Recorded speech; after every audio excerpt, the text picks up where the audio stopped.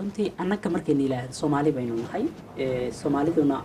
waddan kasta wuxuu leeyahay dowladnimo u gaar ah waddan iskaga eg ma jiro yani waxyaabo la wada wadaago waa jiraan laakiin waddan kasta wuxuu leeyahay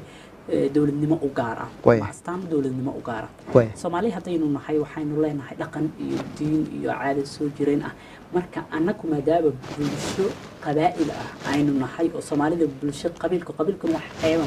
ma qabiil waxa la yiraahdaa wuxuu ka mid yahay yani waa minute state waa dowlad yar waxa ka maqan waxa waa aqoonsi deegaan waa jira dad waa jira xukuumadda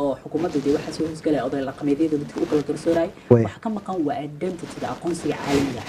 marka maadaama Soomaalidu saas ay tahay waxa ku wanaagsan nidaam la yiraahdo decentralization waa nidaamka countiyada Kenya يعني أنا ومركان لي هاي هذا كلتس نمضى ها يعني نظام كان كنت يضع ميت كسب ومرح بنايا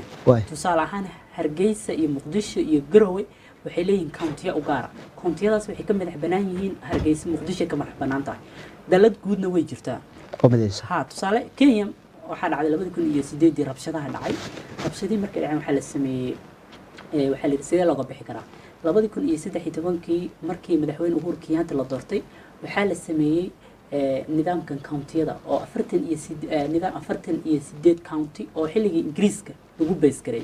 كاونتي كسبوا كاونتي كلا وكذا مرك أنا وحنا ليه فدرالي على قاعدة الفدرال قبيلة دي بتاجر ياي هلا قاعدوا نظام decentralization